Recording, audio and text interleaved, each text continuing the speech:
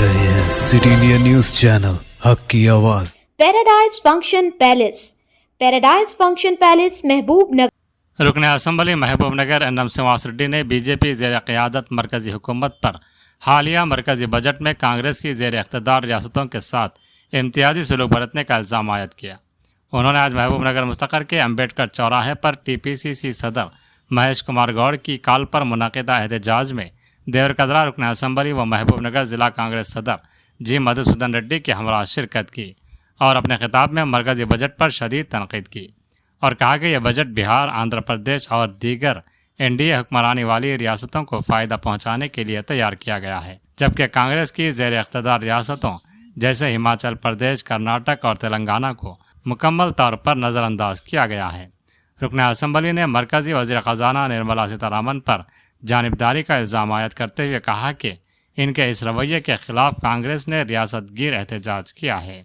माजी में बीजेपी कायदीन की तरफ से किए गए वादों को याद दिलाते हुए एनएम श्रीनिवास रेड्डी ने कहा कि बीजेपी की सीनियर लीडर सुषमा स्वराज ने अपने दौर में पालामूर रंगारेड्डी लिफ्ट इरिगेशन प्रोजेक्ट को कौमी दर्जा देने का वादा किया था, जबकि वज़ीर आज़म नरेंद्र मोदी ने MVS आर्ट्स कॉलेज मैदान में अवामी जलसे के दौरान तेलंगाना के लिए मरकज़ी फंड्स फराहम करने का ऐलान किया था, लेकिन 11 साल गुजरने के बावजूद ये वादे पूरे नहीं हुए।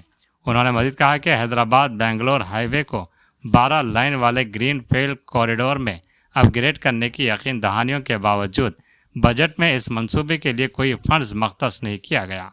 एनएम श्रीनिवास रेड्डी ने मायूसी का इजहार करते हुए कहा कि तेलंगाना हुकूमत ने अहम तरक्याती मंसूबों के लिए 12 माली इमदाद की दरख्वास्तें पेश की, लेकिन मरकज़ ने उन्हें नज़रअंदाज कर दिया, जबकि आंध्र प्रदेश को मुसलसल हिमायत फराहम की जा रही है।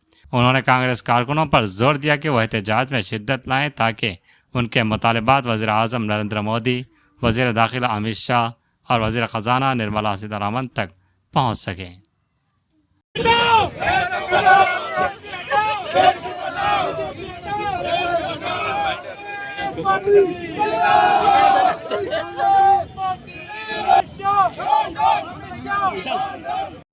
ఎమ్మెల్యే ఎన్ఎం శ్రీనివాస్ రెడ్డి గారిని కూడా వేదికపైకి రావాల్సిందిగా కోరుతున్నాం.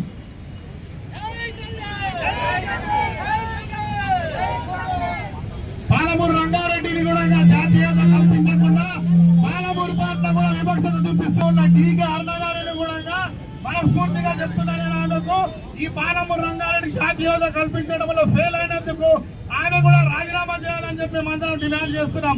పాలమూరులో ఉన్న ఇండస్ట్రియల్ గార్డెన్ కూడా డెవలప్ చేయకుండా ఇక్కడ చదువులు, విద్యను, నైపుణ్యాన్ని అన్నింటి కూడా తుంగలో దొక్కుతున్నాయి బీజేపీ ప్రభుత్వాన్ని.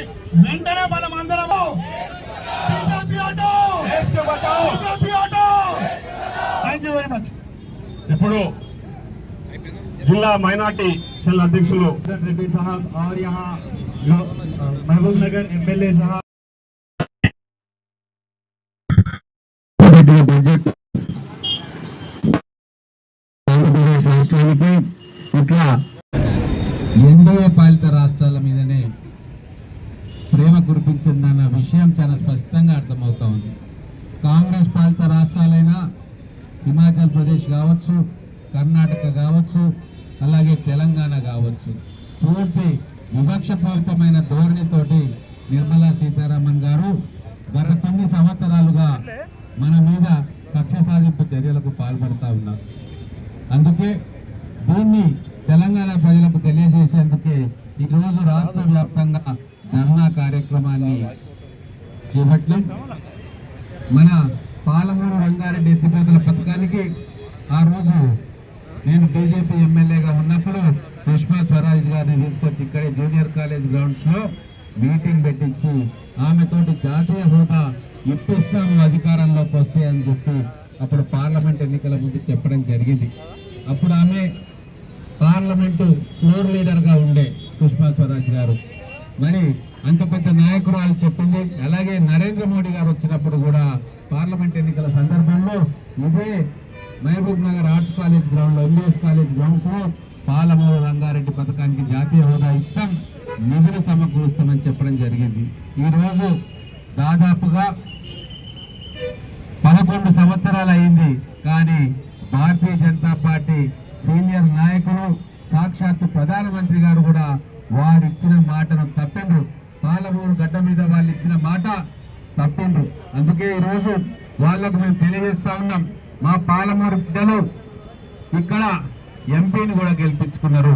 భారతీయ జనతా పార్టీ ఎంపీగా ఇక్కడ బీజేపీ అభ్యర్థి గెలుపొంది.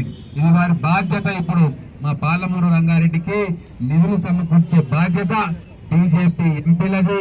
కేంద్ర ప్రభుత్వం ప్రవేశపెట్టిన బడ్జెట్ తెలంగాణ పట్ల పూర్తిగా వివక్షతో కూడుకున్న బడ్జెట్. ఈ సంవత్సరమే కాదు, గత 5-6 సంవత్సరాలుగా నిర్మలా సీతారామన్ గారు ప్రవేశపెడుతున్న బడ్జెట్లో తెలంగాణ పట్ల పక్షపాత ధోరణి కనబడతా ఉంది. ఈ రాష్ట్రానికి రావాల్సిన అనేక ప్రాజెక్టులకు నిధుల కేటాయింపులో అలసత్వం జరుగుతూ ఉంది. గౌరవ ముఖ్యమంత్రి గారు బడ్జెట్ కంటే ముందు జరిపే సమాలోచనలో ప్రతి మంత్రిత్వ శాఖ దగ్గరికి, ప్రతి మంత్రి దగ్గరికి వెళ్ళి మన రాష్ట్రానికి కావాల్సిన నిధుల విషయంలో, ప్రాజెక్టుల విషయంలో పూర్తి డాటాతో సహా వారికి నివేదికలు ఇచ్చి రిక్వెస్ట్ చేయడం జరిగింది. ప్రధానమంత్రి గారిని కూడా కలిసి రాష్ట్రానికి నిధులు కేటాయించమని కోరడం జరిగింది. అయినా కూడా ఎటువంటి స్పందన లేదు. ఇది కేవలం కాంగ్రెస్ ప్రభుత్వ పాలన ఉంది ఈ రాష్ట్రంలో అన్న ఒకే ఒక్క కారణంతో తెలంగాణ ప్రజలకు రావాల్సిన నిధుల్లో కోత విధిస్తూ ఉన్నారు. అదే బీహార్ కానీ, ఆంధ్రప్రదేశ్ కానీ, మిగతా బీజేపీ పాలిత రాష్ట్రాల్లో అత్యధికమైన నిధులు కేటాయించుకుంటూ ఉన్నారు. మిగతా రాష్ట్రాలకు నిధులు కేటాయించుకుంటే మేము వ్యతిరేకం కాదు, కానీ మాకు సహజ సిద్ధంగా న్యాయబద్ధంగా రావాల్సిన వాటాలో కోత విధిస్తే అది తెలంగాణ ప్రజల ఆగ్రహానికి మీరు గురి కావాల్సి వస్తుంది. నేను గౌరవ కేంద్ర మంత్రులను, గౌరవ పార్లమెంటు సభ్యులు బీజేపీకి చెందిన వారిని కూడా అడుగుతూ ఉన్నాము, డిమాండ్ చేస్తూ ఉన్నాము. 8 మంది ఎంపీలుగా మీరు ఎన్నికైన తెలంగాణ ప్రజల చేత మీ వంతు బాధ్యతగా మీరు కేంద్ర ప్రభుత్వం మీద ఒత్తిడి పెంచండి. మనకు ఆగిపోయిన ప్రాజెక్టులు కానీ, రావాల్సిన నిధులు కానీ, గ్రాంట్లు కానీ తేవడంలో మీరు కూడా చిత్తశుద్ధితో పనిచేయాలని చెప్పి ఈరోజు తెలంగాణ ప్రజల తరఫున డిమాండ్ చేస్తూ ఉన్నాం. ఈ నిరసనలు ఇంకా ఇలాగే కొనసాగుతాయి. అది మా ఈ ఒక్కరోజు నిరసన కార్యక్రమానికి మా గాంధీ భవన్ నుంచి మా పిసిసి అధ్యక్షుల వారు తెలియజేసిండ్రు. వాళ్ళ ఆదేశానుసారం పార్టీ ఆదేశాలు ఎట్లుంటే అట్లా చేస్తాం.